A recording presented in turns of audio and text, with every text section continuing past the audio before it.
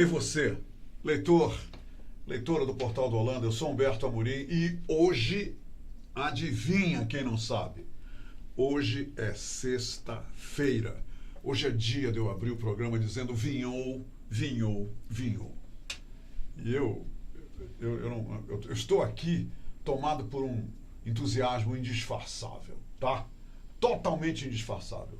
E nem vou me esforçar para disfarçar. Sabe por quê?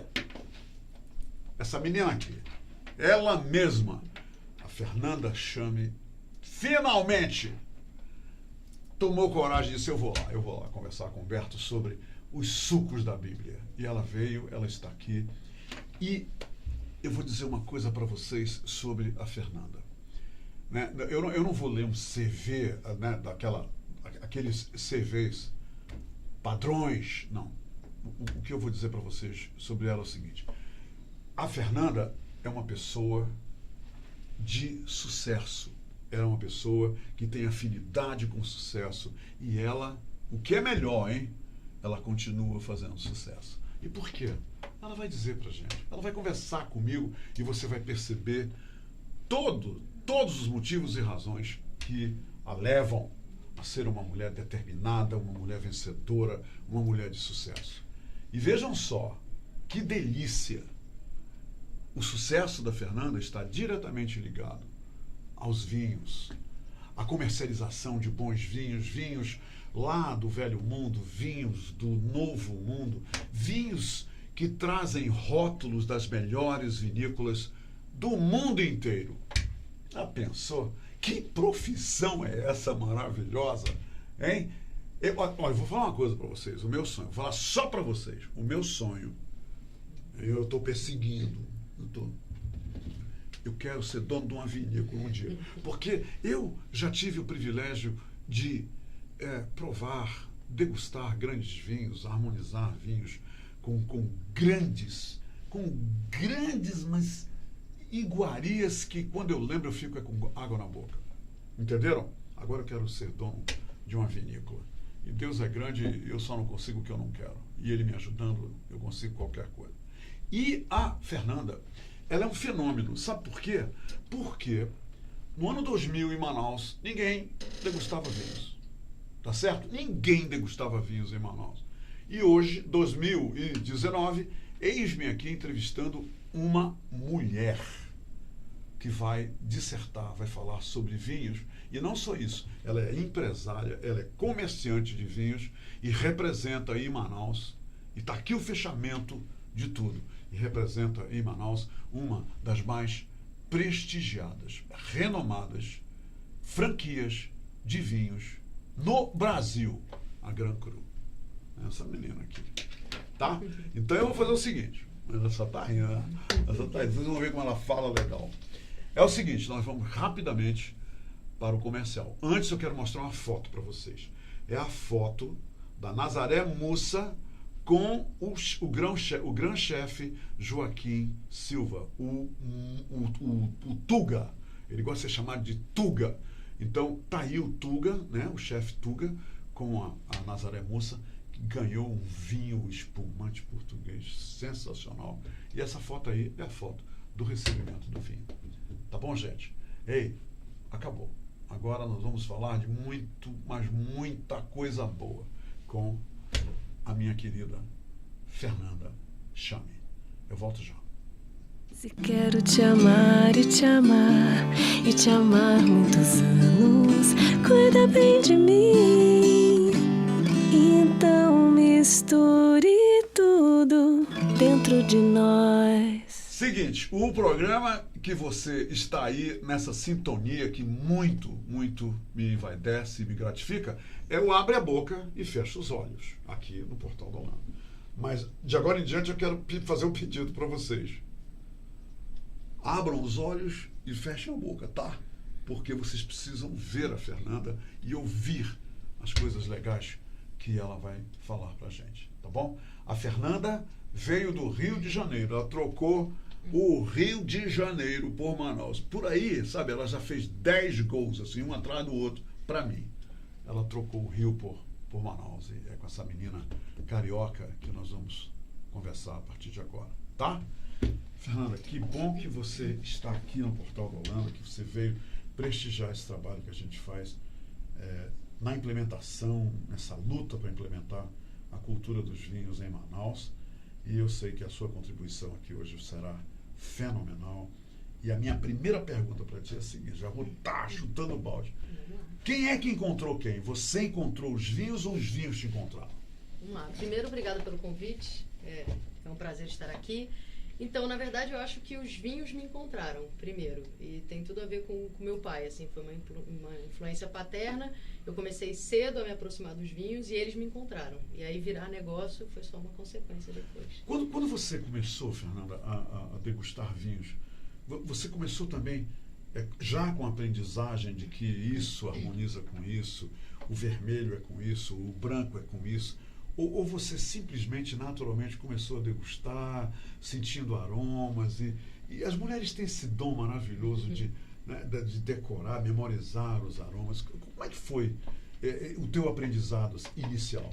Então, na verdade, isso, por influência do meu pai, como ele sempre gostou da boa mesa, eu comecei a consumir vinhos com jantares, sempre junto à refeição.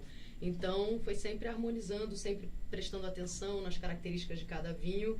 Então, na verdade, eu já comecei com a oportunidade de tomar grandes vinhos da adega particular dele e já entendendo um pouco como é que funcionava, e aí foi virando curiosidade, e aí eu comecei a estudar um pouco mais sobre o assunto. Ele te falava das uvas, esse vinho é da uva tal, essa uva é do país tal, ele chegava a esse ponto? Ele sempre falou que ele é médico de profissão, mas a gastronomia e os vinhos são um hobby, né? O prazer da vida dele é cozinhar e a boa mesa. Então, sempre que estávamos sentados e abrimos um vinho, ele fazia questão de, olha, quando você toma esse vinho, agora dá uma colherada, agora prova isso, agora bebe de novo, agora prova aquilo. E aí foi isso desde muito nova, assim, já começando com ele. Tem tudo a ver com ele, certamente.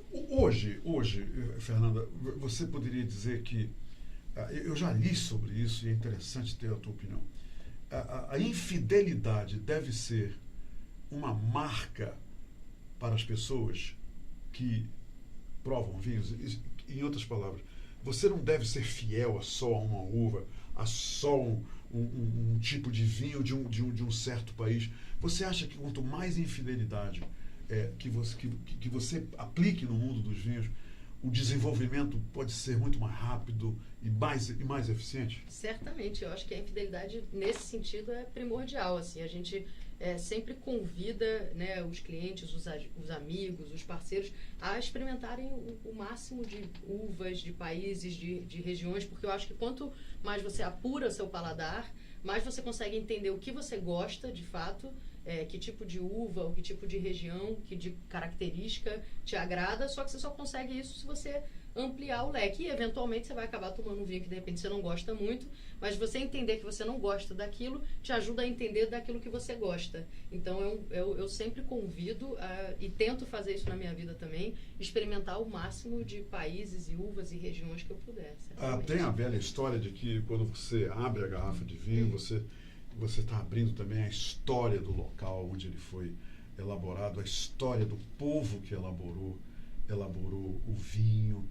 E você acredita que estudar também o vinho que você vai tomar, quer dizer, cria uma antecipação muito mais relevante para justamente aquele momento que você vai degustá-lo? Eu acredito que sim. Eu acho que essa expectativa no entorno do que é a história da vinícola, assim, o tempo que a vinícola está lá, aquelas vinícolas centenárias e milenares que estão fazendo isso há tanto tempo, eu acho que tem tanta história na garrafa que o quanto mais você se aprofunda disso antes, te gera uma expectativa positiva assim, em torno do líquido mesmo que você vai consumir. E que é agregado àquele momento de prazer, porque isso é importante, né, Fernanda?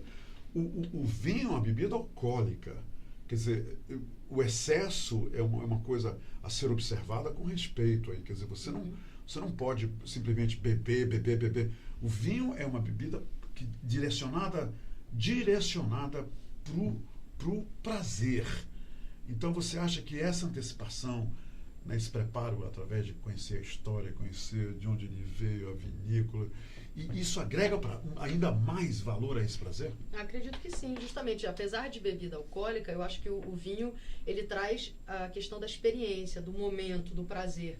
E quanto mais você se envolve da história e entende assim, todo o trabalho, tudo que tem envolvido nesse processo, você entende que quando é colocado uma taça de vinho na tua frente, na verdade é para você degustar e apreciar cada gole. É uma bebida para ser bebida lentamente, com muita conversa, com muita, de repente, com uma boa refeição. Então eu acho que toda a história te coloca nessa condição de que o vinho isso, não é só uma bebida alcoólica para você sentar e beber assim, de qualquer forma. Eu acho que você precisa apreciar, de fato, como um todo. O que você diz às pessoas que estão nesse momento, e são milhares de pessoas que estão nos vendo nesse momento, o que você diz para elas sobre a questão da harmonização que tanta gente encara como o bicho-papão? Quer dizer, fala do vinho, o vinho tem história, o vinho é delicioso, o vinho é aromático, mas aí tem a tal da degustação que, de repente, vira um bicho-papão, principalmente pelos enochatos, né? Os enochatos falam de uma forma sobre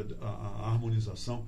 O que você diz? Que conselho você dá, principalmente para os iniciantes, perderem o medo da questão da harmonização? Então, assim, eu sou um pouco... Eu gosto de desmistificar um pouco isso. Eu acredito, e é algo que eu repito muito, vinho bom é o vinho que você gosta. Para mim, esse é o princípio inicial, assim, do que a gente faz na loja o tempo todo e faço na minha vida pessoal. É claro que existem tendências e normas, né? Existe uma normativa de harmonizações que são conhecidas por todos os sommeliers, porque o objetivo da harmonização é você engrandecer ainda mais o produto. Então, se você tem uma harmonização correta, tanto ganha a tua comida quanto ganha o vinho. Então, assim, cada momento que você vai passando, você consegue crescer o vinho e crescer a refeição. Se você faz isso em desarmonia, você corre o risco de repente, estar comendo alguma coisa com um vinho que não harmoniza bem e você acabar estragando, de alguma forma, a comida ou estragando o vinho. Isso muito quando voltado, de fato, para um momento de jantar, de almoço, mas o vinho como um prazer só para você beliscar e fazer um aperitivo, eu gosto mais de desmistificar, assim. Eu acho que a gente precisa procurar entender, o desafio é em cada um entender o seu próprio paladar. Depois que você conhece o teu paladar, sabe mais ou menos o que você gosta, aí dentro daquele leque a gente consegue encontrar opções que sejam mais interessantes com o que você está comendo e fazem uma harmonização mais gentil, não tão dentro daqueles muitos padrões assim que existem por aí. Agora, Fernanda, degustar é necessário, né? Quer dizer, você tem que continuar, é como se fosse um treino. Você acha que você concorda com isso? Concordo. Que as pessoas têm que seguidamente ficar degustando diferentes vinhos para desenvolver justamente isso que você falou agora, né? Essa aptidão de detectar aromas e mesmo o sabor de uma uva. Degustar é a saída para isso. Exatamente. É o exercício, na verdade. Tudo que, assim, no vinho é um exercício, uma construção. Tanto de paladar, quanto, por exemplo, a questão olfativa, né? Que muita gente fala, mas quem é que está sentindo esse aroma? Tem gente que diz, eu não estou sentindo nada. Mas isso é uma construção, chama memória olfativa. Como é que você vai sentir o cheiro de ameixa, de amora, de framboesa, se você nunca sentiu o cheiro dessas frutas? O exercício vai na feira, cheira tangerina, cheira laranja, cheira o pêssego, cheira a lixia. Se você conhecer aqueles... Pensando bem, poucas pessoas fazem isso, né? Chega lá na feira e cheira. Então e você não vai sentir nunca no vinho. Você não vai sentir. Porque você não conhece o cheiro. Você não conhece você não o cheiro sabe que cheiro é esse. Como é que você vai sentir se você não tem na tua memória aquele cheiro? Então, na verdade, é uma construção. Você constrói essa memória olfativa praticando. E aí, quando você pega uma taça de vinho, aí aquilo te remete como um cheiro de um perfume de um familiar, ou cheiro de algum local que te leva para aquele lugar de novo. A gente faz isso na taça de vinho. Se você já sentiu aquele cheiro, quando você bota no nariz, você consegue perceber e fala, bom, então é essa fruta, é aquela. Mas se você nunca sentiu, você não vai perceber nunca, porque você não tem histórico, né? Dentro de você, dentro da tua própria memória. Eu tenho um exemplo para dar para você, só para embasar um pouco isso em tudo que a gente está falando. Eu uma vez degustei um vinho às cegas e ninguém sabia qual era a uva, por isso que era às cegas, né? Aí, Fernanda, a primeira vez que eu levei a taça ao nariz, eu senti um cheiro fortíssimo de tabaco. Eu até estranhei eu ter sentido esse aroma, tabaco. E eu fui girando a taça, tomando, e daqui a pouco eu senti café. Quer dizer, eu passei do tabaco para o café. E, lógico, todos nós escrevemos, e de repente o sommelier falou, vamos ver. Eu fui o único que sentiu o cheiro de tabaco. Todos os outros detectaram o café. Isso que você está falando é interessante, porque todo mundo sente o aroma do café em casa, Em né? casa. E esse aroma está no vinho, quer dizer, esse teu exemplo é isso. E o tabaco, a minha relação com o charuto é muito forte. Eu acho que deve ter sido isso. Isso. Para você é mais fácil associar. Quer dizer, por isso que eu achei esse tabaco lá, e ninguém sentiu esse tabaco do mesmo vinho. Era um vinho da uva Carmenere, chileno, que tem o tabaco presente e o café lá.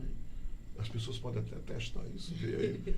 Qual é o aroma mais comum? Existe um aroma comum, Fernanda, que a gente encontra nos vinhos brancos ou nos vinhos tintos, que de repente ele está ali sempre?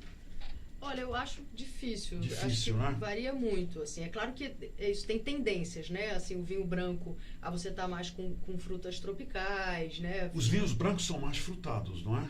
Ou florais, Ou podem florais, ser florais né? também. Mas aí você pega já a característica da própria fruta. Então, no branco, você vai encontrar pêssego, abacaxi, limão, laranja, lixia. Aí, num tinto, você vai... E realmente está tudo lá, né? Isso aqui é lá. maravilhoso. Tá tudo lá.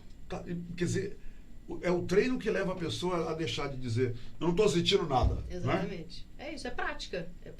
É claro que podem existir eventuais aromas que você não consiga perceber, né? Então, assim, você tem... Porque você não conhece, Isso. você acabou de dizer isso. E talvez misturado um pouco, tem um pouco de particularidade nisso, mas tem alguns que são muito claros, né? E aí entra alguma coisa mais detalhada. Tem muitas referências hoje também, assim, na bibliografia, que por serem vinhos europeus, por exemplo, tem frutas que a gente praticamente não tem no Brasil. Então ninguém vai conhecer. Como é que você vai fazer essa associação? E a recíproca é verdadeira. Tem muitos sommeliers aqui no Brasil achando aromas em determinadas taças de vinho que, mas não tem na ficha técnica, tá errado. Tá errado não, porque o europeu não conhece essa fruta, ele não vai sentir nunca. É verdade. Frutas aqui da Amazônia, por exemplo. Você de repente pode um dia pegar e achei um pouquinho de cupuaçu. Pô, mas ninguém disse em lugar nenhum, ninguém conhece, né? Então, tem essa questão que é particular mesmo, depende das tuas referências olfativas. Então, tem aroma que a gente não vai sentir porque a gente não conhece. Qual é a sua opinião, Fernanda, sobre... isso é muito debatido, isso é realmente muito referendado. O vinho branco com a carne branca e o vinho tinto com a carne vermelha. Qual é a sua posição sobre isso, necessariamente? Eu acho que depende muito do preparo também das carnes, molho... Os condimentos, isso, essas coisas. Tudo que tá, só porque é uma carne branca não necessariamente vai harmonizar e também com qualquer vinho branco. Até porque, os vinhos são muito diferentes, né? Você tem vinhos brancos muito jovens, isso muito frutados, outros muito florais, minerais, cítricos. Então depende exatamente a harmonização perfeita, precisa levar em consideração não só carne branca com esse, carne vermelha com esse. Você precisa saber como é que ela vai ser preparada. Quer dizer, não é uma regra inquebrantável, né? Não. É uma regra totalmente maleável. Sim, essa aí, não é? Exatamente. Porque depende do preparo. Se você fizer uma carne branca com molho que tenha muita gordura, que tenha muito condimento, que tenha muito sabor, vai ter vinho branco ali que vai perder, ele vai desaparecer diante daquele molho todo. E aí você talvez precise pegar um tinto mais leve, ou até um rosé, um vinho que tem um pouquinho mais de estrutura para poder aguentar o molho, não é só porque a carne é branca, né? Então depende do... Fernanda, a presença então do sommelier, e eu queria que você explicasse para as pessoas o que é o sommelier e o papel dele. A presença do sommelier, principalmente no restaurante, ela é fundamental. E as pessoas não devem ter vergonha de perguntar ao sommelier, porque ele está ali realmente para isso, né? Para ensinar as pessoas e ajudar as pessoas a fazerem essa harmonização e não se decepcionarem. Exatamente. Eu acho que você tem um profissional à frente do restaurante que conhece, assim, com muita clareza o cardápio que está sendo servido. Então, ele conhece mais até só do que está escrito no cardápio. Claro. Ele sabe como é preparado, como é entregue e tem o domínio, naturalmente, da carta de vinho que o restaurante possui. Então, muito fácil você contactar esse profissional que vai poder te orientar, falar, não, para esse prato, olha, nossas boas opções, melhores opções são essa. E aí, obviamente, você consegue ver alguma coisa basta que perguntar dele, Isso, né? só não conversar. tem que ter vergonha, nada Nenhuma, disso. de forma nenhuma. Fernando, eu falei para todo mundo no início da entrevista, você é carioca, você veio do Rio de Janeiro para morar em Manaus. O Rio de Janeiro tem uma cultura muito forte ligada à sol, mar, a cervejinha. Existe hoje em dia muita gente no Rio de Janeiro, da sua geração, que está consumindo vinhos, quer dizer, está havendo essa mudança, essa transição dos destilados, principalmente, para os vinhos também no Rio de Janeiro? Certamente, em todos os lugares. Acho que o Brasil como um todo vive uma crescente de consumo de vinho. O mercado brasileiro todo, assim, já estatisticamente consome mais vinho e vem consumindo cada vez mais. E empresas como a nossa e outras começam a atuar cada vez no mercado mais jovem também. E a gente começa a perceber que uma faixa etária de 20 a 35, 40 anos, que antigamente não era... Você tem percebido isso? Tenho então? percebido. Inclusive aqui, a gente começa a receber clientes cada vez mais jovens, se interessando, buscando, aí entram com muito medo na loja e falam, não, mas eu não conheço nada, eu comprava vinho no supermercado e tal. E aí falam, não tem problema, vem, a gente te ajuda. E aí essas pessoas estão construindo o paladar e estão se abrindo para conhecer outros produtos e outras regiões e saindo um pouco do leque do que alguns supermercados ofereciam. Você é uma pessoa que, ao vir para Manaus, você se tornou pioneira pelo fato de estar representando uma franquia e ter uma loja específica daquela franquia. Quer dizer, na sua loja você só comercializa vinhos da franquia Gran Cru, quer dizer, é específica. Né? Como é que foi esse desenho para você privilegiar? Eu sou um entusiasta desse mundo, você sabe, então é por isso que eu falo dessa forma. Como é que se desenhou a vinda da Gran Cru para Manaus? Como é que foi esse desenho para, de repente, privilegiar tanta gente em Manaus, como você tem feito aqui, oferecendo, disponibilizando rótulos fantásticos que eu vivo lá garimpando na loja vendo. Como é que foi esse desenho? Então, eu já estava aqui em Manaus e eu tinha um primo que morava aqui comigo, que tinha muito contato com a equipe de São Paulo, e até então, aqui no Norte, a gente só tinha Gran Cru em Belém, né? E aí, numa conversa informal, eu fiquei sabendo que a Gran Cru tinha interesse em trazer uma franquia para cá, para Manaus. E aí, imediatamente, prontifiquei, começamos uma conversa ainda informal, e aí depois a gente foi ficando, entendi de fato que eles tinham interesse em trazer para cá, eu tinha muito interesse em ser representante, e aí, enfim, aí foi só uma questão de burocracias, mas foi o meu primo que foi na verdade, a nossa união, porque ele já conhecia muita gente da Gran Cru e comentou comigo, o pessoal está querendo trazer aqui para Manaus. E aí eu falei, opa, eu quero. Aí entramos em contato. O que você pode nos dizer, Fernanda? Nós vamos voltar a falar sobre a Gran Cru, porque tem muita coisa a ser falada, mas o que você pode nos dizer, Fernanda, sobre...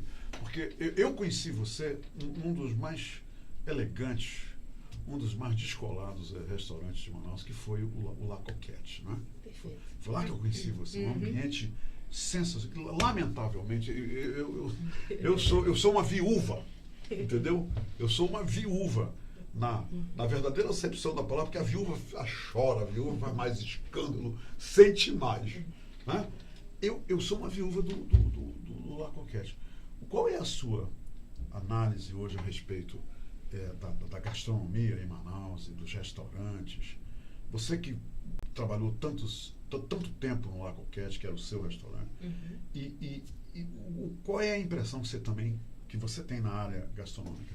Está havendo uma evolução, mesmo tendo que fechar o La Coquette, e nós não estamos aqui para discutir isso, mas você vê que há uma evolução nos padrões de qualidade da gastronomia e logicamente, do atendimento gastronômico às pessoas em Manaus? Com certeza. Eu acho que, assim, se olhar Manaus alguns anos atrás, né, uns 10 anos atrás, sempre existiram bons restaurantes, mas eram muito poucos. Você contava, talvez, uma mão só quem estava, de fato, buscando fazer uma gastronomia diferenciada, né, sair do que é só o regional e o típico daqui. E eu acho que essa mesma lacuna que eu vi na época do La Coquette, muitos outros empresários viram. E o que a gente viu acontecer é que nos últimos 5 anos, talvez 4 anos, surgiram diversos novos restaurantes na cidade voltados para essa gastronomia um pouquinho mais requintada, refinada, né, ter um pouquinho mais de cuidado. E eu acho que isso acontece, eu acho que a gente hoje, assim, que bom, como consumidora, temos diversos restaurantes na cidade já fazendo um trabalho diferente, direcionado. E eu acho que o próprio mercado daqui também, o consumidor, está ficando um pouco mais exigente em relação a isso, justamente porque... Isso é um bom sinal, né, É Fernando? ótimo, porque tem mais demanda. E se tem demanda, e tem mais oferta, desculpa. Se tem mais oferta, as pessoas conseguem ir experimentando e vão ficando mais criteriosos em relação àquilo. Se você não tem nada, você fala, bom, isso aqui é o que tem, tá ótimo, só isso. Mas porque a gente agora tem uma diversidade, e o La Coquette estava dentro disso, a gente consegue construir um mercado consumidor mais criterioso, mais exigente também, de uma certa forma.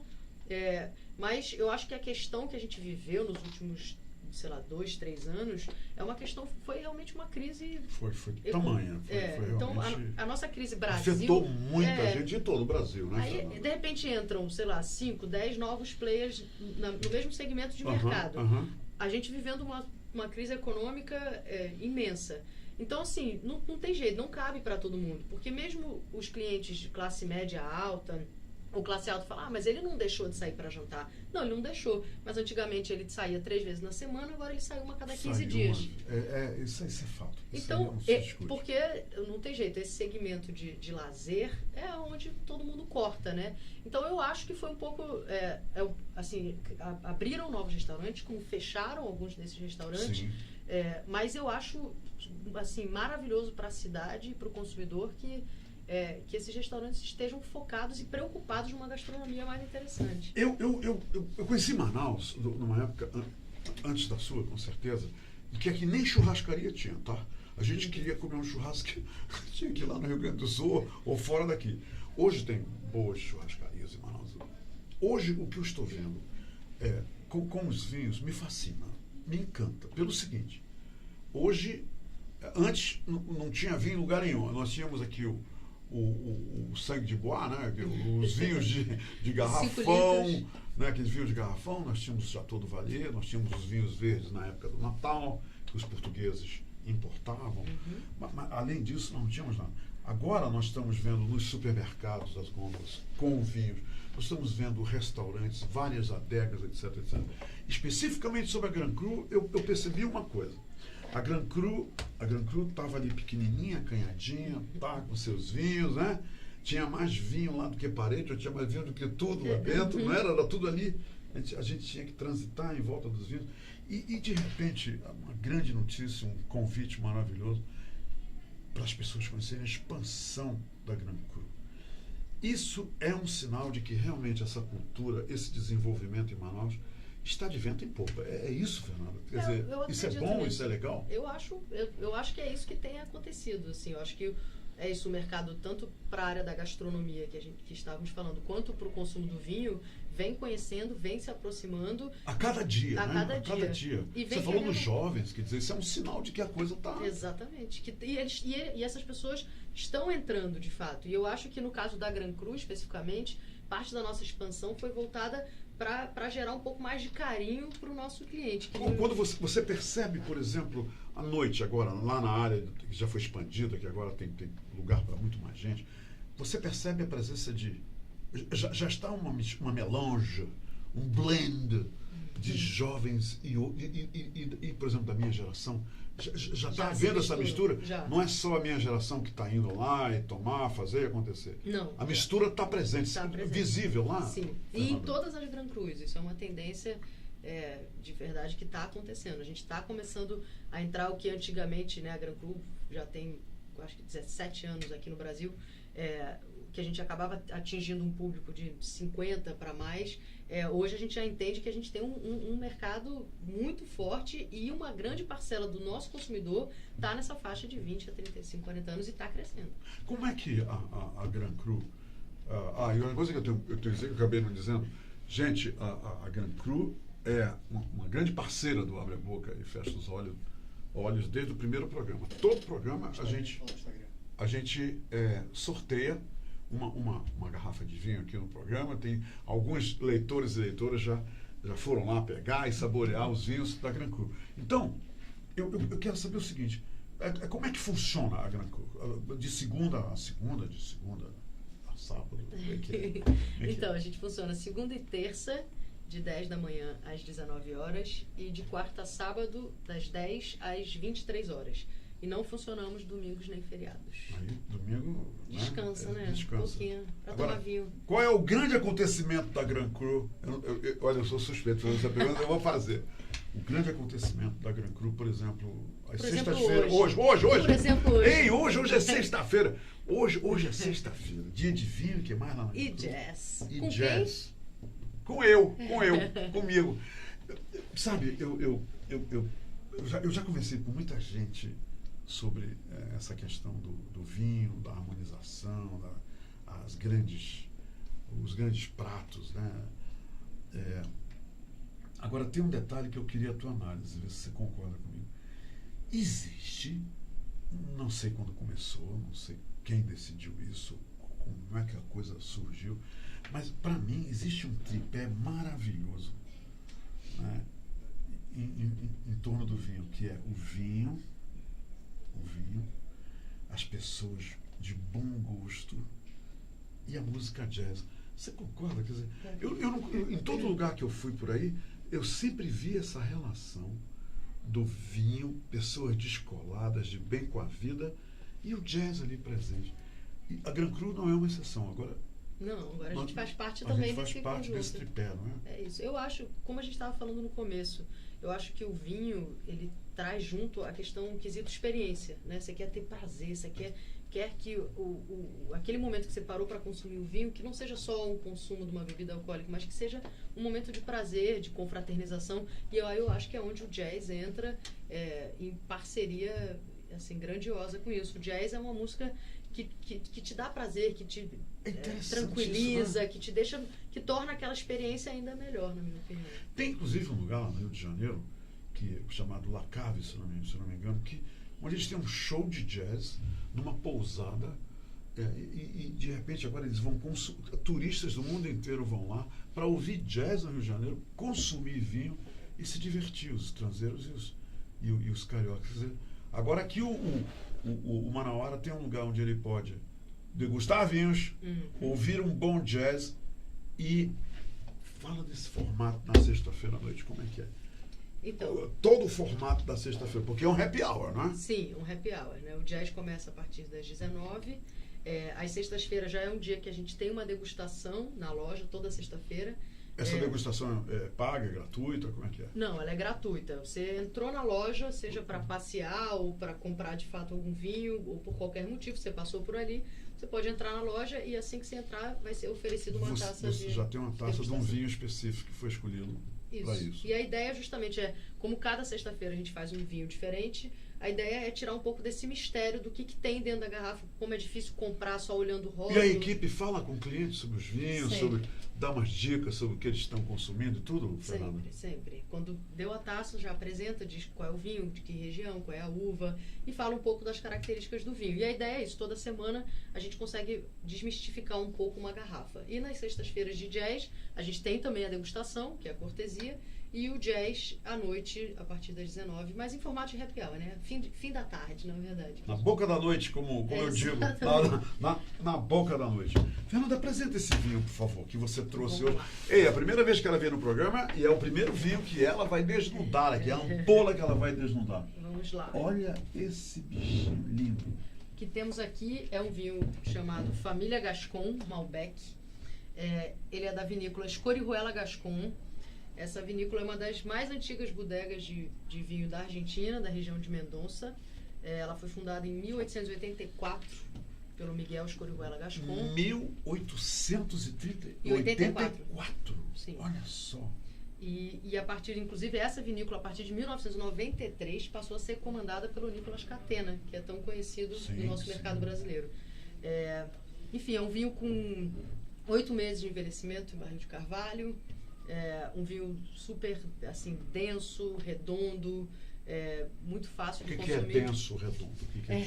Um vinho que a própria uva Malbec já tem estrutura, né? Uma uva que na sua característica inicial já é um vinho bem estruturado, tem bastante corpo. É um vinho potente, né? Isso. Tanto que na coloração desse vinho, por exemplo, é um vinho violáceo quase. É aquele vinho bem... não é translúcido, ele é bem denso. Como a asa da graúna, negro como a asa da graúna esse vinho. Exatamente. Então é um vinho... E isso diz o quê? Que ingredientes ele possui aí e que faz bem para a saúde, porque essa cor dele tem a ver com tanino. Os taninos, Sim, né? tem taninos ancestrais. Quer dizer, quanto mais tanino, mais escuro, é isso? Sim, também. Tem a ver com a característica da uva também, uva, né? Mas o tanino certamente gera essa estrutura mais forte nele. Quais são as uvas, Fernanda, que você considera mais tânicas, assim, como a Malbec? Tem outras? O Taná, uruguaio. Taná, bem tânico. Agora, esse aqui vai bem com o quê? Com uma carne vermelha, assim? Uma carne vermelha, vai. Eu vi no tempo de peguei um churrasquinho com isso aqui, hein? Maravilhoso. Hã? Maravilhoso. Que bom. Fernanda, esse vinho será sorteado, então, né? As pessoas estão aí participando e você que vai ganhar esse vinho, você vai lá na Gran Cru receber com a Fernanda, tá? Esse vinho vai estar esperando por você, não é, Fernanda? Exatamente. Vai estar esperando por você, aí ela vai filmar a entrega, que você vai receber esse vinho do Abre a Boca e Fecha os Olhos e da Gran Cru. Fernanda, nós não falamos o endereço, né? Você não falou onde é que está a Gran Cru. A gente só falou da Gran Cru, não falou. Como é que as pessoas chegam lá? Onde é que fica a Gran Cru? Então, a Gran Cru fica no centro comercial do Mundi, ali em frente mais ou menos ao condomínio Efigênio Salles. Era Efigênio Salles, né? Aquela Isso. rua. O V8. V8, antigo V8. Né? Antigo V8. Exatamente. Antigo V8. Manaus é uma cidade interessante. Né? Você pega um táxi, eu pego um Uber, aí diz assim, me leva lá na Recife. Aí o cara, não, me leva ali na Humberto Calderaro. A antiga Recife? Quer dizer, você está sempre confirmando o antigo. Não, né? Isso é interessante, eu acho isso legal. E para quem vem de fora, quando eu cheguei aqui, eu pedi uma referência para alguém, falava, como é que eu chego em tal lugar? Aí o pessoal falava, lembra onde era o antigo, aquele supermercado? Eu falei, eu não sei nem onde ele é hoje, imagina como é que eu vou saber onde ele era. E as referências são todas de coisas que já não existem mais. E aí você fica, sim, eu não sei para onde começa. A Paraíba, a Paraíba é a atual Humberto Calderaro. Isso. A Recife Maripiranga. É a atual Maripiranga, né? Isso. Então, quando a gente pega o Uber aqui, olha, a gente pega o Uber aqui, a gente pega o Uber aqui em Manaus e diz assim, ou o táxi, e diz, me leva na Maripiranga, antiga Recife. Você tem que dizer isso, tá? Eu estou falando isso para os turistas que estão vindo aí. Uma curiosidade só sobre Manaus, já que a gente está falando sobre Manaus. Eu acho que a Manaus é a única cidade no Brasil, não sei se no Rio de Janeiro acontece isso, que tem um porto famoso também, mas aqui você entra no táxi, pode experimentar isso, hein? Experimenta. Vou pedir para a Fernanda experimentar aí. E fala assim, me leva lá no Rodo. Fala, me leva lá no Rodo. A palavra roadway, que os ingleses chamavam nosso porto, virou Rodo. Então, se você disser para um taxista aqui em Manaus, me leva lá no Rodo, ele te leva lá no porto. Não é legal isso? Não. Tu não sabia dessa? Não sabia. Ei, isso aqui é cultura, esse programa, tá? Isso é cultura local também. Fernanda, de coração, muito obrigado por ter vindo aqui conversar com a gente, bater um papo com a gente. Parabéns e obrigado por representar a Gran Cru, essa franquia maravilhosa em Manaus. O apoio que você tem dado ao nosso programa, muito obrigado mesmo, em nome meu, de todos que fazemos o Portal do Orlando e de todos os leitores, milhares de leitores e leitoras que estão nos vendo nesse momento. Muito obrigado. Ei, sorry, tá? Sorry, periferia, sorry! Mas eu só tenho uma garrafa. Tá? Então, quem ganha aqui essa garrafa, Fernanda, é como tirar na loteria, sabia? Porque é tanta gente e de repente uma só pessoa vai receber. Não é legal que isso? Bom, e vai ser um prazer entregar a garrafa. Lá as pessoas podem dizer agora, eu posso não ter feito os 6 pontos da cena, mas eu já ganhei o vinho, né, lá no programa do Humberto, que foi gentilmente doado pela Gran Cru da Fernanda, tá? Então, gente, muito obrigado. Obrigado, Fernanda. Obrigada a você pelo convite. Obrigado. Menina linda, maravilhosa. E hoje à noite, a partir das 19 horas... Jazz, na Gran Cru. Na Gran Cru, ali no antigo V8. No antigo V8, tá? A partir das 19 horas. Apareçam lá. Gente, muito obrigado pela companhia. Um bom fim de semana. Se você beber, não dirija. E se você dirigir, não beba. Tá bom? Faça isso. Até segunda. Obrigado, gente.